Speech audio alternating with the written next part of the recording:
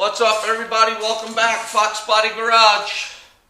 Episode 2, Part 2, how to build your 5.0 302 Windsor engine. First and foremost, I want to thank everybody for watching, subscribing, commenting, share with your friends. It really helps us out.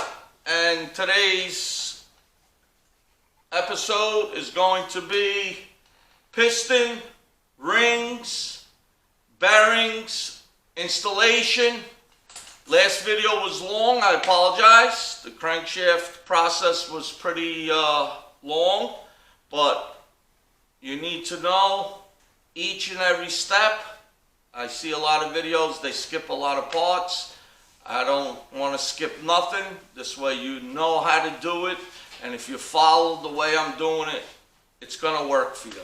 So real quick, as your piston rings come in a package, some of them is going to say top groove. The top groove is the top one that goes on the piston, and it's going to be the shiny ring. Shiny ring, okay? Then you're going to have a package that says second groove, and the second groove is going to be the dull ring. On the face of it, you could tell, okay? The dull one, okay? If you put the two rings together, the top one and the second one, you could visually see that one is shiny and one is dull. I don't know if the camera's picking it up, guys, okay? And also, on your piston rings, there's going to be a marking, a dot, a top, an arrow, something on it. Like, let's see, this one here. Okay, this one here is how I identify the rings is by the shiny and the dull part on the face of the ring, not the sides, on the face of it, okay? And this is the dull one, and it says top on it. I don't know if the camera's picking it up. Sorry, guys, for the camera work. I'm a one-man band here. But it says top on it. So you know that this ring with the marking top faces up, okay? Now this shiny ring, as you can see, like I told you 3 times already, and I'll keep saying it, because if you mix them up, it's not going to be a good situation for you. So the shiny one on the face, if it doesn't have a marking on it, which this one I believe does not, but some of them do. This one don't have no marking on it, and there's no bevel. So this ring that has no marking on either side could go either way. It's not important. But always make sure that there's no marking and there's no bevel. Sometimes there's a bevel on one side of the ring and there's no bevel on the other. So the bevel would be facing down. But in our case today, there's no marking, so this top ring could go this way or it could go this way, okay? The shiny ring, no marking, no bevel, up or down, doesn't matter. Shiny ring is the top ring on the piston. And the oil expanders is real simple. We're going to do that right now. Before we even do that, I'm going to take the ring. I don't know if you guys are going to be able to see it, but we need to make sure we have the proper ring end gap. Look at that. I got a ring in here ready, and this is once again, is it shiny or is it dull? And this one is dull, and it should have a marking top on it, like I said before, and it does. I don't know if the camera picks it up, guys, but it says top right there. So this is the second ring, and this is the top ring with no marking, and it is shiny. Like I said, if you put them together, you can notice that one is shiny and one is dull. So the shiny one is the top, the dull one is the bottom. The dull one has a marking that says top. The shiny one has no markings at all on it. So it could go either way, up or down, it don't matter, okay? So what I'm going to do is we're going to check the ring end gap real quick. We get our piston, we put it in there, and what I like to do is use the piston to square it off in the bore. You see the face of the piston here? I like to push on both sides to make sure the ring is square. Okay? We get our feeler gauge, and this feeler gauge is 22 thousandths. Where is the opening? I don't know if the camera's picking it up, but let's see. There is a ring end gap there.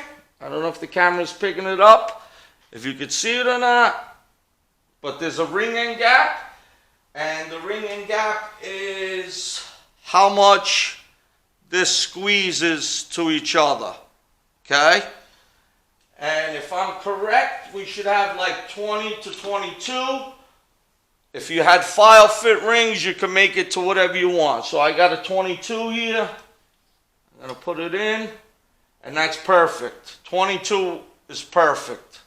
So the top ring, which is the shiny one, is 22 thousandths. That works out perfect. I'm happy with that.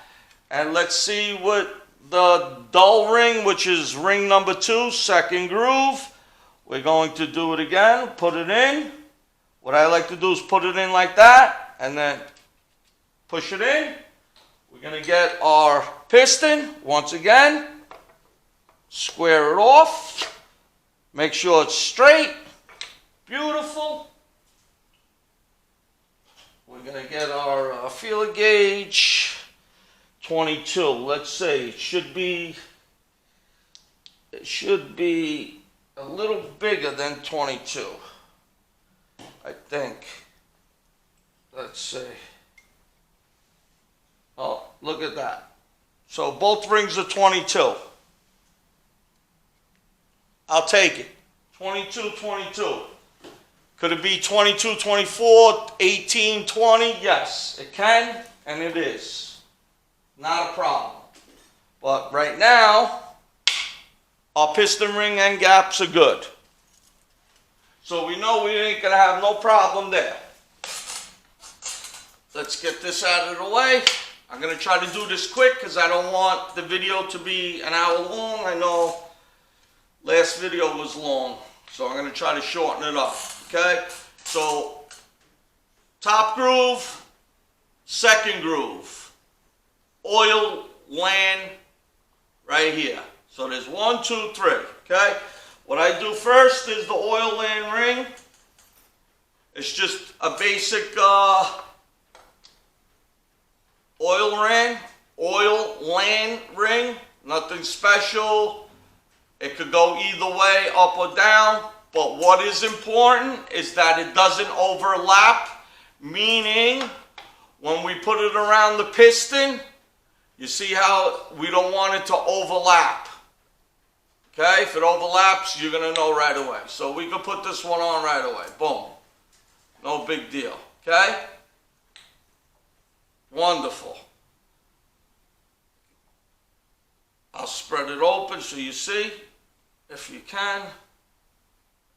Okay, you see the opening? You see the opening? When you let it go, it should be perfectly fine, which is good. Okay? I like to keep the opening where I could see it, okay? And now we're going to take one of the oil land rings. These are pretty much the thin ones, and you can't really screw them up. So what I do is I hold the piston where the opening is with my finger, like this, so I know where it is, and I put the piston ring 90 degrees, so piston pin to piston pin with the opening. So the ring is going to be facing one on that piston pin side, and then the second one is going to be on this piston pin side. It's staggered, basically, but I like to be anal, and I like to know exactly where it is. So you put that on like this. In the bottom, I start in the bottom, and I hold it like that, and then I just work it around like this until I get to the top of the piston. People say, oh, you don't want to scratch it, I don't think it's that big of a deal, especially on an engine that's just getting a rebuild. Okay, and then we push it around, we work it around. Look, see, sometimes it snags it, you don't want that, and we put it on. So now we got the opening on one side where the piston pin is. We have the oil land ring expander on this side, and now we're going to install the other one facing this way on the top, 90 degrees. Once again, I keep my finger holding it like that, and I spin it around like this. Whoop, boom. Okay? Now I know that you got the top ring of the oil expander on this side of the piston pin, the bottom ring of the oil expander on this side of the piston pin, and we got the opening over here. Okay? Then I go like this to make sure everything is happy. It's not overlapping. Beautiful. That's how the oil land ring expander gets installed. Okay?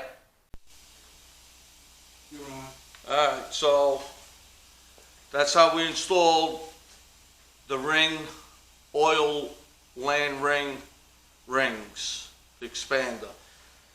Once again, you got a piston ring that says top, which is not shiny, and you have a piston ring that has no markings and no bevel on it that is shiny. The shiny one goes on the top, the dull ring goes on the bottom with either the dot or the word called top or some kind of logo or something facing up, which would be like this. You could use a ring expander to put them on. I don't have one.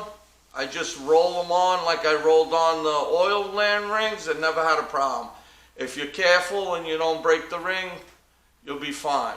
So I put it on like that, and we just roll it around. Okay? Roll it around, and then when you get to that last little bit, you just stretch it a little, and it goes right on. Boom. That's the second ring, and it says top on it. Everything's good. We lined up our oil land ring with staggered 90 degrees apart, one on one piston pin side and one on the other piston pin side, like I showed you a few minutes ago. The camera cut off. Hopefully we picked it up. Alright, so that's the second ring with the dot or the word top facing up, and that's the dull ring. Now we got the shiny ring, which our ring set has no markings on it, so it could go either way because it don't have a bevel and it don't have no markings on it. So we're going to put that one on the top, and we're going to do it the same way. I don't know if your camera's picking it up properly, but that's how I do it. And we'll just roll it around until we get to the point right there, and then boop, it goes right on. Works every time, never had a problem, and that's how we put them on. I already was doing this and the camera shut off, so pistons 1 and 5 are already in. This is going to be pistons 2 and 6 because we want to do the crankshaft journal at the same side. So we want to do one passenger side, which is hole number 2, and one driver's side, which is hole number 6. Okay? So now, once we got our rings on, everything is good and smooth. You want to stagger the ring. Also, we don't want to forget that on this piston, there's a dot that's got to face towards the front of the motor. And under the piston, under the dot of the piston, there's an arrow that's showing you that it's got to be facing towards the motor, towards the front of the motor. Okay, once we got that, I like to stagger the rings. So this piston is going to be sitting like this, dot facing the motor. The two valve reliefs, I like to take the bottom one and face it over here. And then I like to take the top ring and face it over here to stagger them so they're not lined up like this. If you line them up like this, you're going to get blow-by. The motor's going to smoke. So what I try to do is I put this one on this side of the valve relief so I know it's good. And then I take the top one and I put it on this side of the valve release so I know they're staggered from each other and we're not going to have any problems. So that's how we do that. Now what I'm going to do is I'm going to oil up the piston, oil up the ring. We already cleaned the bore. We're going to clean the bore out and we'll go from there. So if you made it this far, guys, drop a comment, hit the like, subscribe, share with your friends. I know it's going to be a long series, but if you want to do it and do it right, this is how it's got to be done. So now we're going to grab some paper towels. Make sure that the bores are clean, which I showed you already. They come out spotless, beautiful. Nothing, no dirt, no oil, no grease right now. So I know the bores are nice and clean. Boom. Get our oil can, put a little oil in each bore, especially before you install the piston. We want it to be oiled. Or you could use WD-40. I've done it both ways. No harm, no foul either way. But right now we're using oil because we ran out of WD-40 and WD-40 is getting expensive. Like everything else in this world, everything is getting expensive. So we won't get into the politics. All right, so both are oiled up. Now we got to get our ring compressor. There are two kinds. You got the specific size one. This is a 4030 because I built a lot of stroker motors. I usually don't do stock rebuilds. Usually I build 347, 408s like that. And between the 302 block and the 351, you bore them 30 over and they're both bores of 4030. And that makes a 408 or a 418 with stock blocks. We're not getting into aftermarket blocks because the bore sizes could go up to like 4 1/4 bore. But so this is a 4030. We can't use it. This is the preferred method. It's so much easier than the old style ring compressor ratchet because sometimes when you tap the piston in the bore, it does not go in and you got to redo it and this and that. I did the first two and got lucky and they went right in, which is a miracle. But the camera shut off, so I'm redoing it. And hopefully the camera don't shut off because then we'll have to do it again. And if I'm only showing you two, so if camera shuts off and we don't get this two, then we got these two, and then if not, I'm done. I give up.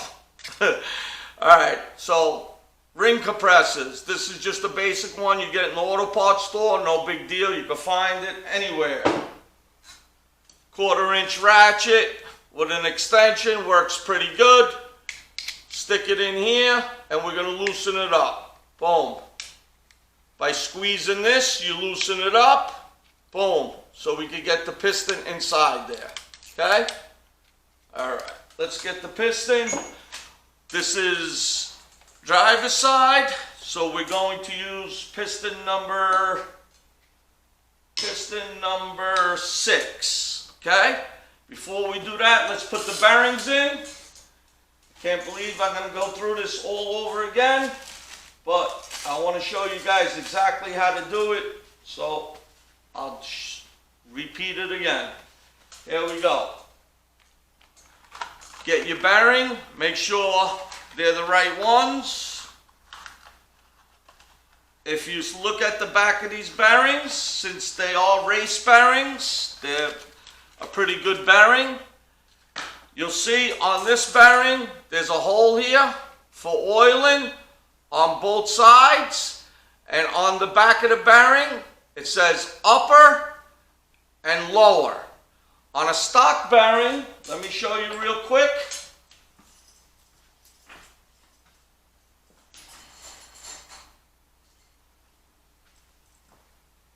On a stock bearing, there is no upper and lower, and there is no little oil pocket hole for the oil to stay in. Okay? And there is no upper or lower. So that's a stock bearing. And the one with the hole is an H series bearing, which is high performance and a better bearing. Okay? With that said, let's get back to what we were doing. Real quick, hole for oiling. The back of the bearing is going to say upper and lower. Connecting rod lower is the cap. Connecting rod upper is the one with the connecting rod facing up. So this is the upper side and the cap side is the lower side. If you mix them up, you'll have problems. We don't want that. Okay, let's get the bearings. Let's get clean them. Like I said, always clean, clean, clean. Where's the brake clean? There it is. Let's do a little brake clean action. Couple of squirts, nothing crazy. Wipe the bearing. We want it clean and dry of all debris and everything else. We're going to do the bearing.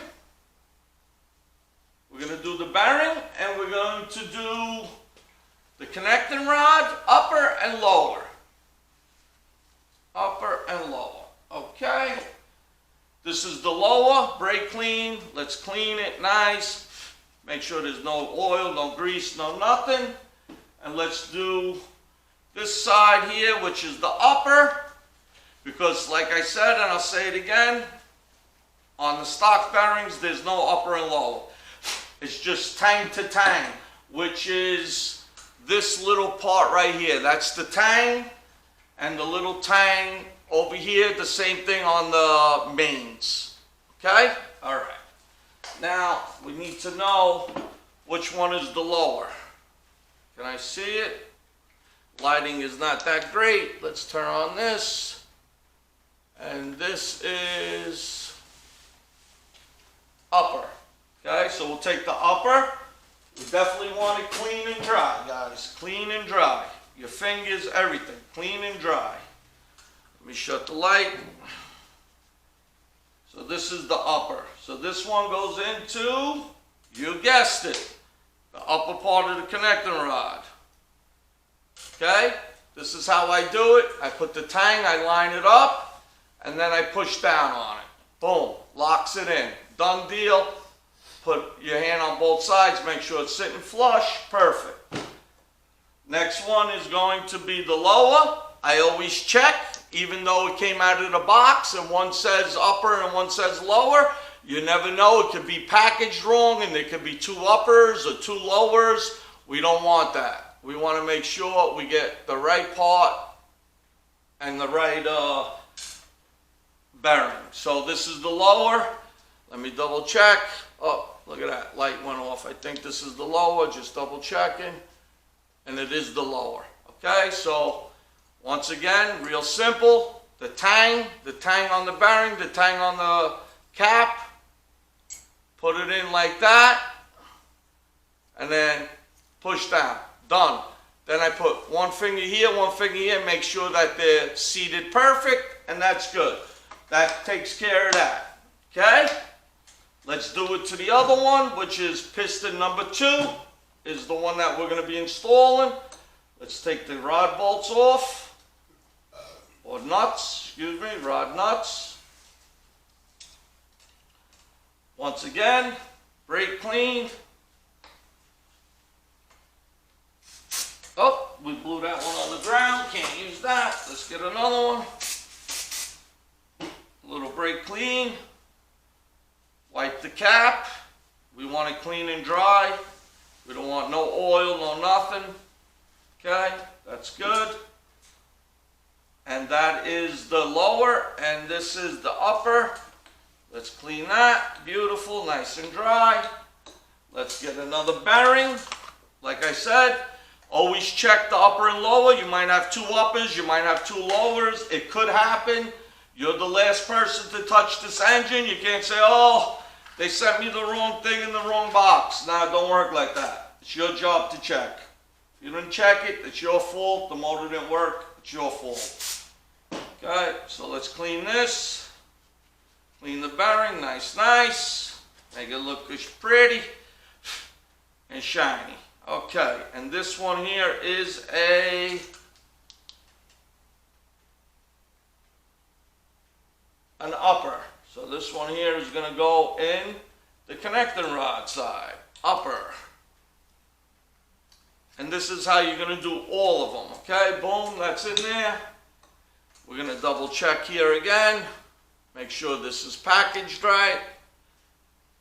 Guys, the more attention to detail, the better and it's going to be. So we got lower, okay? And we want to make sure the bearing is nice and clean and dry. Even the oil on your hands you don't want, so try to keep it clean and dry. See, I looked at it and I really didn't see the lower mark, so I'm going to make sure, even if we're videoing, I don't care, lower, okay? The chances are they'll probably be right, but I'm not taking that chance. I don't want no doubt. Okay, so that's in, right? Real simple, tank to tank, squeeze it in, beautiful. Let's get back to the ring compressor. We got piston number 2, which is going to go on this side here. So the dot is going to be facing the front of the motor, and if you look underneath the piston, in this location, there's an arrow. Let's stagger the rings. Like I said, I put the bottom one on this valve relief side, facing that way, and the opening of the ring end gap facing on this side. So let me turn this one. Okay, it's there already, perfect. So that's there, and the other one's there. Keep your hand here, and let's get our ring compressor. Hold it like that. Put your ring compressor over it. It don't open. You got to hit the button, and it'll expand. Now we hold it with our thumb, and we're going to ratchet down, but we don't want the ring compressor to turn as you're ratcheting it, because it's going to spin the rings. And then when we staggered them, it was a waste of time. So let's do that real quick. Okay, make sure it's tight, nice and tight. We don't want to break it, but it's got to be tight because we got to use it 4 more times. Okay, now we're going to take the piston, arrow, even though I wrote the number 2, the arrow and the dot has to be facing where? Front of the motor. So let's turn it the right way. So now the 2 I wrote is upside down. But I know that we're always going by the dot on the piston. Okay, let's put it in the hole. Hopefully. Like that. Okay. Let's make sure the crankshaft is in its lowest position. Now that we have 1 and 5 in, we're going to use our ratchet, and we're going to turn the crank to its lowest position so we don't screw nothing up. Okay, that takes care of that.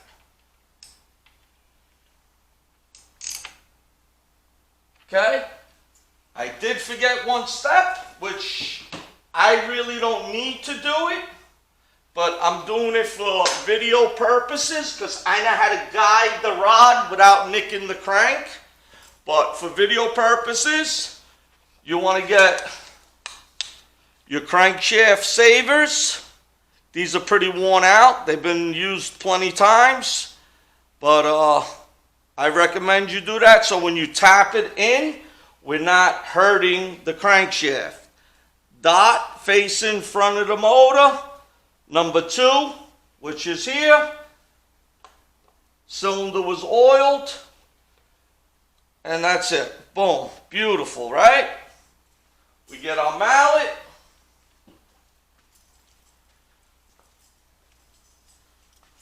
Crankshaft's at the lowest point, so we don't have to worry about hitting anything. Now we tap the compressor a little bit just to square it off. Then we get our tool to make sure it's still tight. Boom, we got one click out of it. Okay, so now we know that's still tight. And we're going to tap the piston in. Tap, tap, tap, tap, tap. Make sure everything is still flush. Tap, tap, tap, and then, uh-oh, see, this one didn't work. There you go.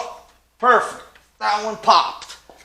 So now we got the piston in, but if it gets snagged and you tap it and you really got to start hitting hard on it, stop, pull it out, and reset the compressor, because that means it's not in right.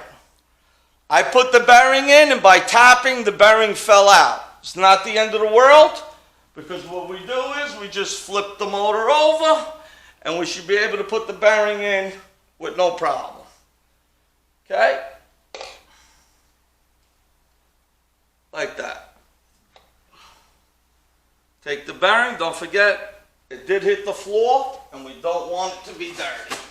So we're going to clean it off again. Oops, almost fall down here, guys. Okay, clean it up, nice, nice. Clean your hands, we don't want the bearing to be dirty. And then we're just going to pop the bearing back in.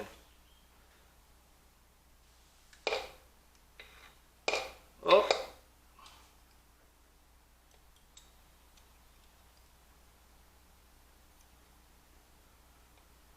That's it. Real simple. Could probably do this without putting the bearing in first. Let me just double check it, make sure it's sitting properly, and it is. Okay, so now we can move forward. All right, so now once we got it, I'm going to get the rubber mallet, if I can find it, take the space crank savers off. They're off already. We got the rubber mallet. See, now what I do is I just hold it and I tap it like this. As you can see, it's coming up, and I make sure it don't hit the crankshaft. See the space you get? So if you hold it correctly and tap, you shouldn't nick the crankshaft. Like I said, if you get the space savers, it's better. I use the rubber hoses. These have been used so many times that they don't even stay on anymore, but they would be like this. And then you pull them off. Okay? And we're going to tap it on. Boom, boom, boom, boom. Bang. Done. Once you hear it pop, you heard the pop? That's it. You know it's there. Now we make sure that our bearing is in good. And this is number 2. And this is number 6. So this is number 2. I did have a 2 on it before, which I wiped it off when I cleaned it, which is no big deal. So now you see there's a 45-degree bevel on this side, and there's nothing on this side. It's straight. It's a straight cut on this side, and there's a little 45-degree bevel on this side. The 45-degree bevel of the cap and the rod has to be facing the outside of the crankshaft. You don't want the 45-degree facing the inside, because then when they butt up against each other like this, when they butt up against, it's going to be tight and you're going to run into crankshaft and connecting rod failure. So make sure the 45-degree the 45 degree is always facing the outside, this side. And if you look down, you could see on the connecting rod that there's a 45 degree on the bottom side. Really, really need to pay attention to that. All right, so let's put this on. Okay, we're just going to put it snugly for now until we get the other one in.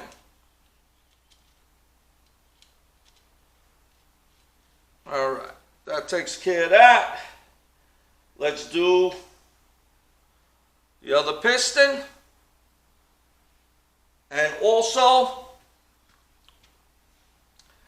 the caps were marked from the factory, like I stated before. And you're going to see this 2 and the 2. There's a 2 marked on the lower, and there's a 2 marked on the upper. If you have it in the right, the cap on the connecting rod the right way, the 2 numbers should mark up. 2 and 2. Okay? And if it doesn't have markings, before you take it apart, stamp your own in. All right. Let's do one more piston, and I'll show you from there. Okay? Let's get this straight. Okay. Real quick, an overview. One more time. We got expander locks or rings, whatever you want to call them, and you need 2 of them. Because one goes on the top, one goes on the bottom. Okay. So you got 1, 2, and the oil ring expander. Okay, this goes on the 3rd groove of the piston. First thing I do is always, we're just going to give it a quick blow because I already cleaned these. Okay, we give that a quick blow. Take the squiggly oil land ring and put it in. These are pretty easy to put on, no big deal. Most important is you don't want them to overlap. You see how the gap is in the middle? Let me see if I can get it for you. Yeah. You see the gap? You don't want it to overlap. You want to make sure they butt up nicely. When they butt up nicely, it should look like that. No problem. Once again, I want to turn it so I know it's facing towards me. And I put my finger there so I know it's not going to overlap.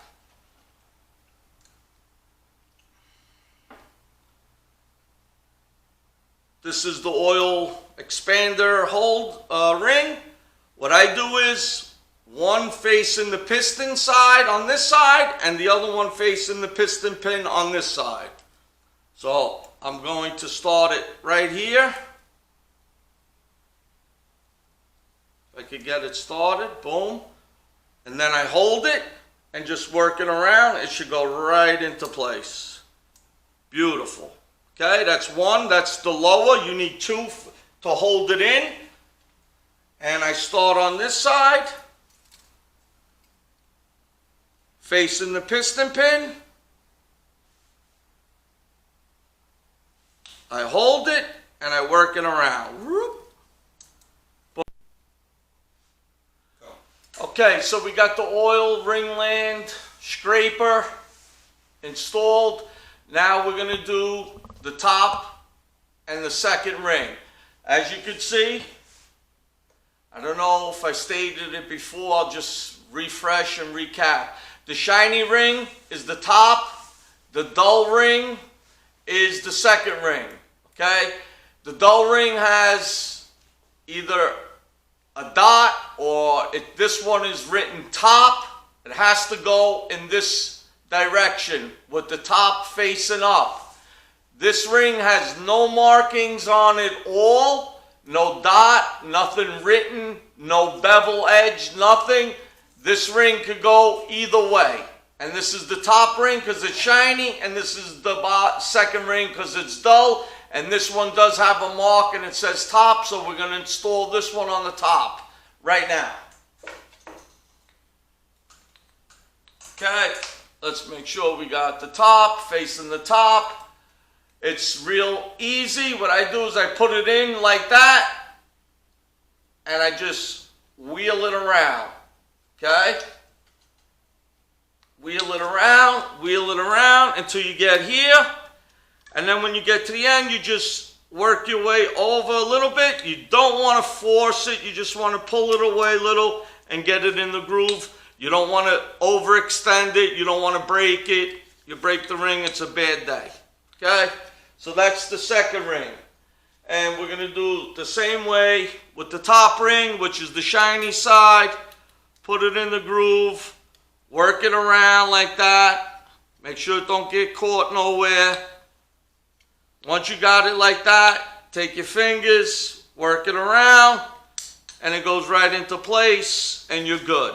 You might get a little scratch there. Some people say, it's a big deal. I've never had a problem with it. So, there you go. That's how you install your piston rings on your piston. No fancy tools. And it should work out perfect. If you follow the steps that I've been showing you, your engine should work. Okay? So, let's line up the second ring with this side of the valve relief. Okay, and the top ring with this side of the valve relief, the end gap, the opening of the ring. It's called the ring end gap. If you line them up together like this, it's going to get blow by and you're going to lose compression and your rebuild just went to the toilet bowl. So, one ring end gap on this side of the valve relief of the piston. I turn this one 45, 60 degrees to the other side. So I know they're both not close together and we're good to go. Let's get the ring compressor, put it on. Ring compressor, put it on. This is a universal one size fits all. The cheapest one you could buy. You could probably buy it in any AutoZone you want, or Napper, or wherever else you get your auto parts from. Make sure it's nice and tight, okay? Usually I would put the bearing now, but since I've been tapping it, the bearing's been popping out for the last 1, 2, 3 journals I've done. So I decided let's just put the bearing after the connector rod is installed, okay? That's good. We got our, my boy Mackie showed up. Thank God. Keep me company. Been here pretty while, going nuts. Okay, so we got our crankshaft savers, so when we tap the piston, it doesn't bang into the crankshaft. Now this piston here is what number? Let's look on our rod. And this is number 4. So number 4 is the passenger side of the engine. This is the front of the engine. This is the passenger side. Let's get a little oil. We want to put a little oil here.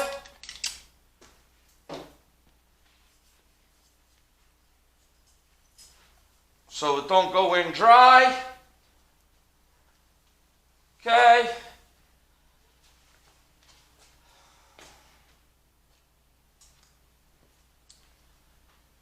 Don't forget the dot and the arrow facing forward towards the motor, the straight side, and the chamfered side. Let's see. This is the chamfered side. You see the 45 over here? And over here there's a straight. There's no 45. This got to be next to the next connecting rod. This can't be towards the outside of the crankshaft. It's where both connecting rods ride. So number 4, so the chamfered side is going to go facing this way towards the outside of the crankshaft. Put that in. Let's get our little rubber mallet. Give a tap around your tool, your ring compressor. Let's make sure it's tight. Tight. Because these cheap ring compressors, what happens is they pop out. Let's make sure the crankshaft's at its lowest point. Our crank savers should guide us right over the journal without hurting it. And we tap. Boom. Beautiful. And then you give it a good one. Bang. Right in the hole. No problem. Flip the motor over. Now we can see what's going on here. Take off our crank saver. Take off our crank saver. Turn the motor a little bit like this. And let's see if we can sneak the bearing in there. It's pretty much down. So let's just push it out a little bit so it clears the crank. If I turn the crankshaft a little bit, it should give us a little more. Like this.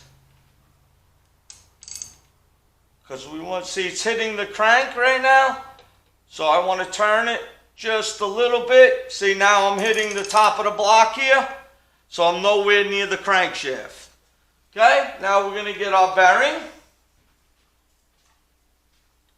And sneak it in there. Because by me tapping it, was knocking that bearing out. And that's a no bueno.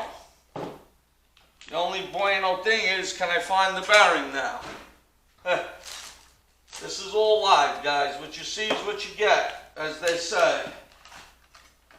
What happened to the other bearing? Okay. Here they are. Sorry. Right here. So, in this box, the bearing, usually it comes like this. There's an upper, which is on the top, and then they got this little spacer, and there's a lower. Like I said, and I'm going to say it again, guys. Check it. They can manufacture it wrong, and then you're screwed, not them. So, what we're going to do is we're going to make sure the upper is the upper. That's an upper. And we're going to make sure the lower is a lower. And that's a lower. So what I'm going to do is, let's get our brake clean. Little squirt. Because what's the rule? Clean, clean, clean. So we're going to clean the bearing. Beautiful, nice, nice. That's that. Clean this bearing. Nice, nice. Okay. Now we're going to verify the upper and the lower. This is the upper. This is the lower. We're going to put the lower right in the saddle here. Show you again. Tang. Like that. Make sure it's in the tang. Like that. Push down. Done deal. Make sure it's in the center. And I'm going to do the same thing to the upper side, which is probably going to be a little difficult, but it's definitely doable. Otherwise, we wouldn't be doing it. Oh, don't want to do that. Oh, see, we don't want to do it that way. We want to stick the tang in first in the slot like that, and then push down on one side like this. See how nice it goes in? Then you push on both sides, make sure it's there, and we're good to go. So that one is done. Now we're going to bang it in, but I don't need the crankshaft savers anymore because I can guide the piston in like this, so it don't hit the journal of the crankshaft, because you don't want to scratch the journal of the crankshaft. And don't be in a rush. When you hear it pop, you know it's there. And you know it's there. Okay? Beautiful. Give it one more little tap. Excellent. Let me do the last piston and I'll turn you back on. Or you know what? Stay running. I'll let you watch another one. You see how it was done once. I'll show you how it's done twice, and we'll go from there. Real simple procedure. Last time we're going to be able to wash our piston. So let's give it a little squirt, a little wash. Spill it out. Give it a quick and dirty wipe with this first. Make sure it's nice and clean. The inside. All that nice stuff. Okay? Then we get the blower. We make sure there's nothing contaminating anything. Give it a quick shot. Whoa, we're running out of air, boys. We're running out of air.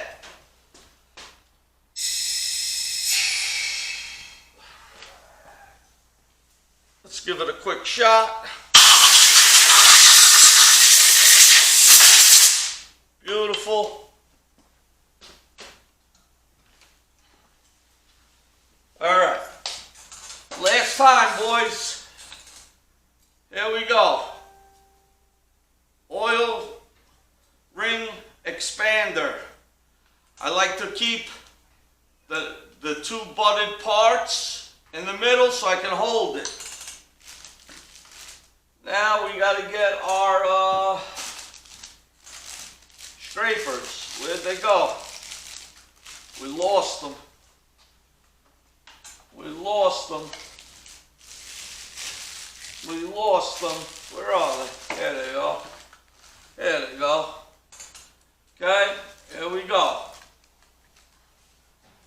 One side goes towards this piston pin. The other one's going to go on the other side of that piston pin. Real simple, just like before with the other rings. We're going to just work it around in a circle. Boom. Nice. Beautiful. Make sure it's in the groove correctly. Everything is happy. The other one is going to go on the other side. Work in the opposite direction. Should be very easy. Just like that. Perfect. So now we got one opening on the oil expander here. One opening on the oil expander here. And the open for the oil expander ring itself facing the middle. Perfect. All done with that. One more time.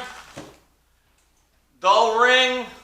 The dull one that's not shiny that says top is the second ring. And that's not it. And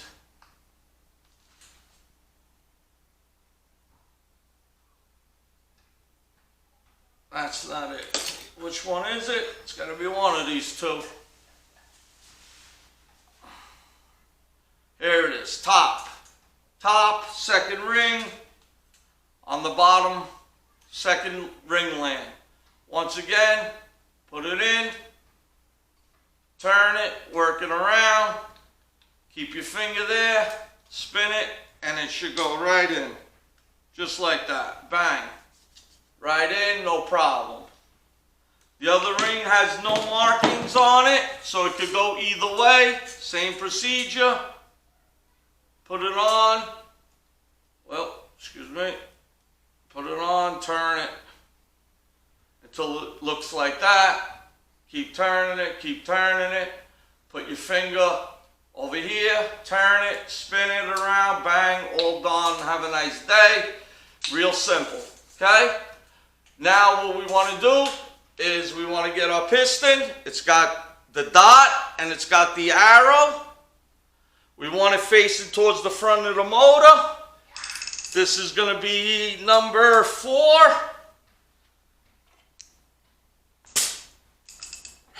Number 4.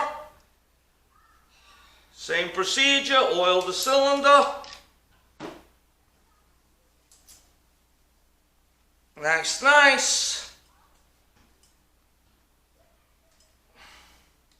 Oil the piston a little bit on the skirt. Don't go crazy. Spread it around, nice, nice. Dot forward. Second ring facing that valve release, top ring facing that valve relief, okay? Got it? Second ring facing that way, right here. And the top ring facing that way, right here, okay? Real simple. Piston's oiled up. Let's get our ring compressor here. Put it over.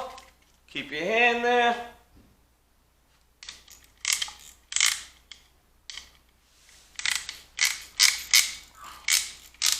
Tighten it up.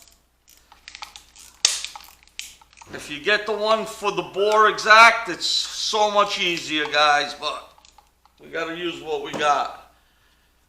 Take the nuts off. We're not going to put the bearing in because it's going to pop out. We'll give it the crankshaft spacer, savers. Like that. Like that. Once again, dot facing that way.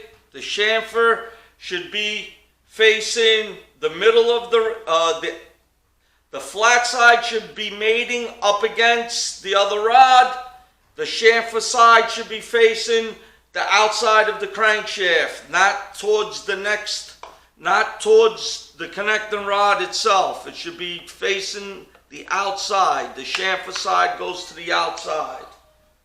Get our little tool, a couple of taps, make sure it's good. A few little taps, square it in the bore because the tool is junk. Let's make sure we got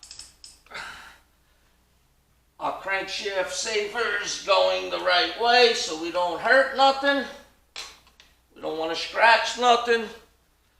The dots are all in the same spot. Let's give this here a tight. And let's tap her in and see what happens.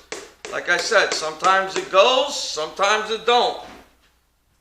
That's the way it goes with the cheap. Here we go. Bingo. Okay, it's in. Beautiful. Turn the motor over. Crank savers off. Crank savers off. Now, let's get that bearing in, which is going to be the last box. Oh, look. We got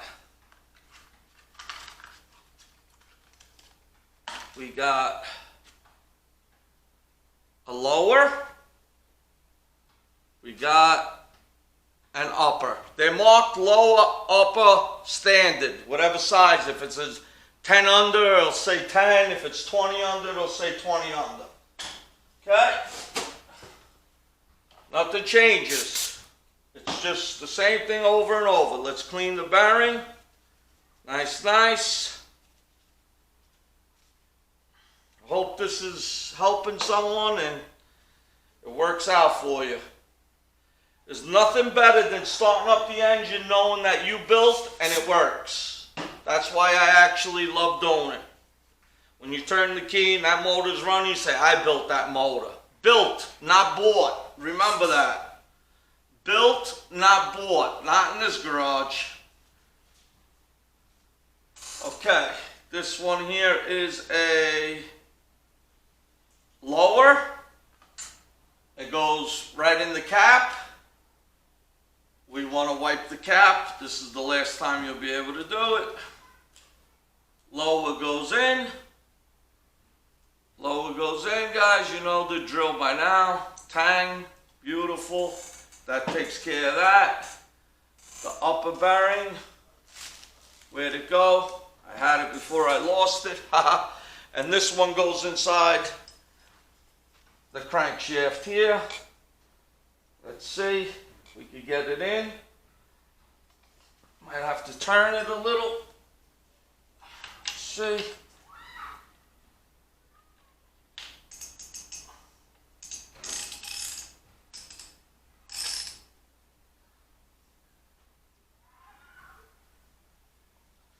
Okay.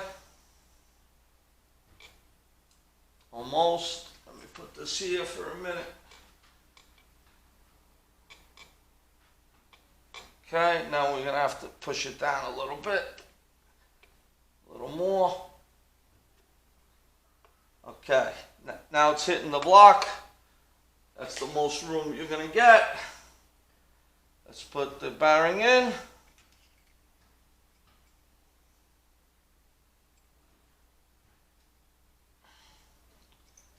Okay, beautiful. Let's push it in without screwing anything up. There you go. That's good. That's good. Okay, that's good. We'll do the plastic gauge method to make sure the bearing clearance is correct. If we have any more. I thought we had one more piece left. And I believe we do. Yes, we do. It's the last piece of plastic gauge. Put it right in the center.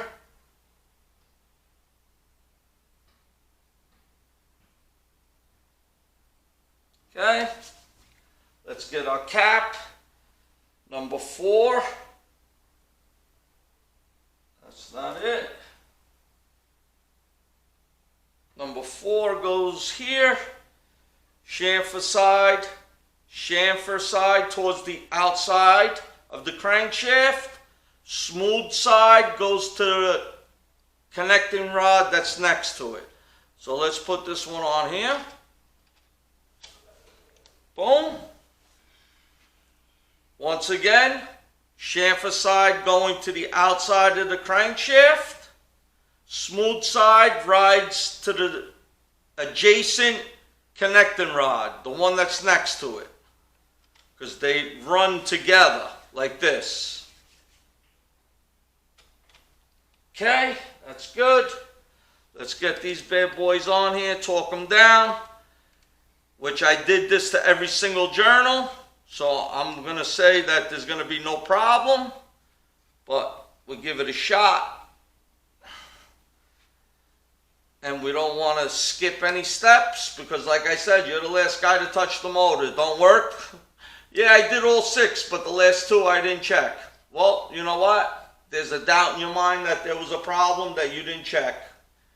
And I'm not willing to take that risk, and that's why hopefully this will be another successful build by Foxbody Garage, and we won't have no engine failures. At least from assembling and measuring and checking. So once we snug them all up by hand real easy, I like to do a little at a time, little at a time, little at a time, little at a time, little at a time. We get our torque wrench, beautiful, boom, 24 degrees, 24 pounds, not degrees, sorry about that, a little late in the day, getting a little tired. That's 24.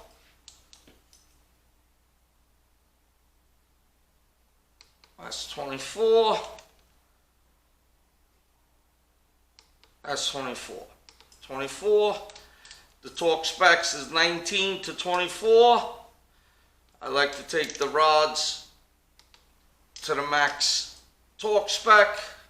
Okay. That takes care of that. Let's get the rods off now. The rod caps.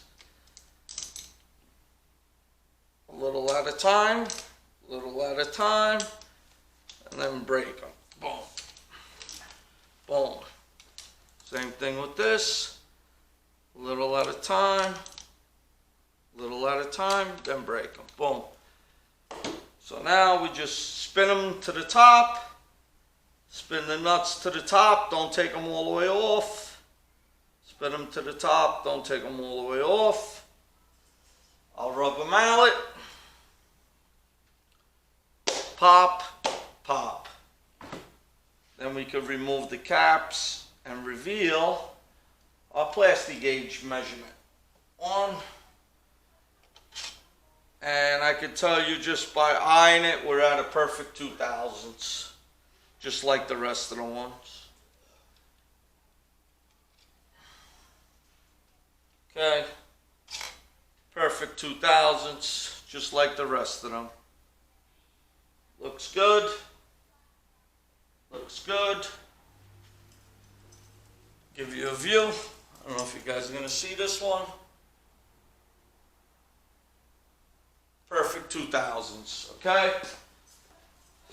So that's what we do. Now we got to clean the plastic gauge off. I like to use a little WD, brake cleaner, whatever's easier for you.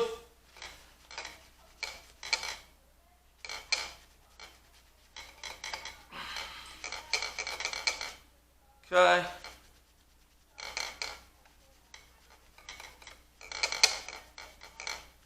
You want to make sure you get it all off though, guys. You definitely do. You don't want that floating around in your motor. I just learned something, that WD takes it off better than brake cleaner. Takes it right off the WD-40 instead of brake cleaner. So now we know our bearing clearance is good. Everything is good. We're going to get these torqued down for the final time. What number is this? Doesn't. That looks like an 8 to me.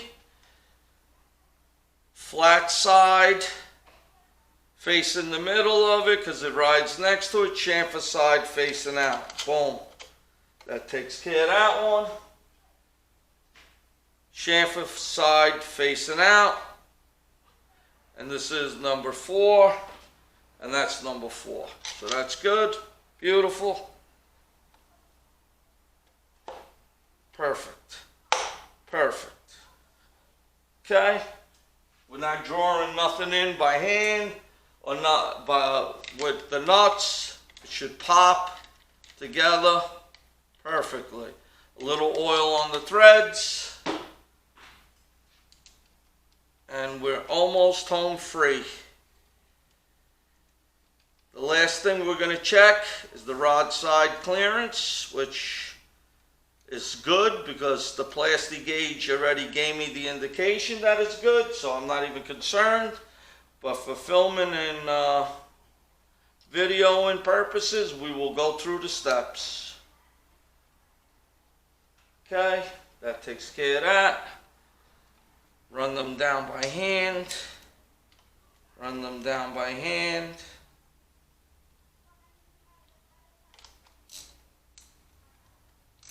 Snug, snug, snug, snug. You want to try to draw it down evenly. You don't want one down more than the other. Snug, beautiful.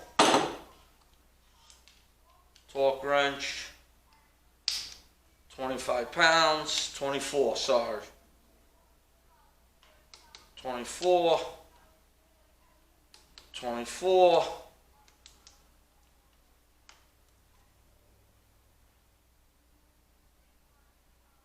24, 24, give it a little wiggle, try it again, 24, 24, 24, 24. Let's give it a turn. Sounds good. Don't feel no crazy resistance. Smooth. We're going to go over all the bolts one more time. Like that. 24. 24, 24, 24, 24, 24, 24, 24,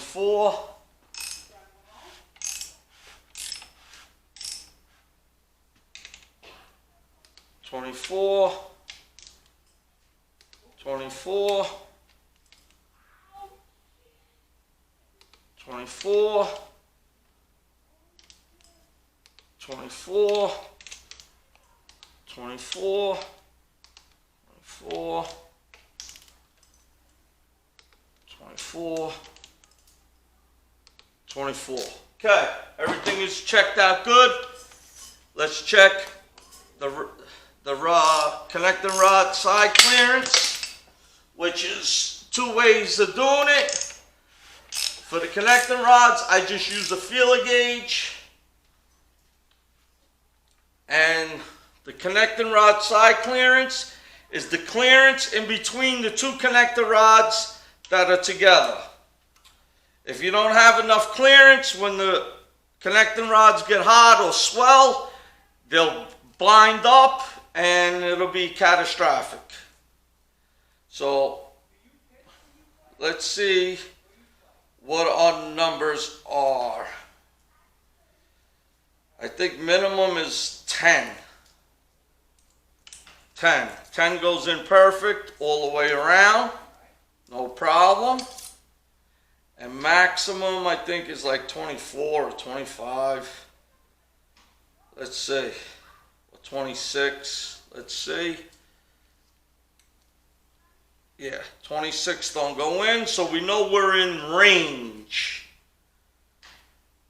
But what is the exact number? We'll figure it out. It's not 12, we know it's not 10, we know it's not 20. 14, let's see. Nope. It's not 15. Let's see. 15 goes in all the way around. All the way around. No problem. That feels pretty good. So I'm going to say it's about 14. 14. Which is what we're looking for. 15. Where are you? Where are you? 14, right there. Let's see what we got. Yep, 14. Perfect. 14 all the way around. No problem. Beautiful. That one is good. Spread them apart. Yep, 14 is good. Perfect. Spread them apart. 14 is good. Perfect. Just a slight drag on it. Yep, perfect. So we got 14 thousandths rod side clearance. We got 2,000 rod connecting rod bearing clearance, and we got 1.5 thousandths main journal. So guys, I know they're long videos. Please hit the like, comment, subscribe. I put a lot of time into this video to make it, so hopefully somebody who just wants to build their motor themselves. Here it is. Part 2, piston, connecting rod bearing clearance, installation. Successful so far. Everything looks good. Crankshaft end play was like 6 thousandths, 1.5 thousandths on the mains, 2 thousandths on the rods, 14 thousandths on the rod side clearance, and the end play was, I don't know, 5, I believe. 4 or 5. So we're in spec. Everything is turning out good. Thanks for watching. Thanks for commenting, hopefully. Thanks for subscribing and sticking around to the end. Stay tuned for part 3. We're going to probably do the oil pump and the oil pump pickup. and we're going to go from there. Until the next time, everybody, peace.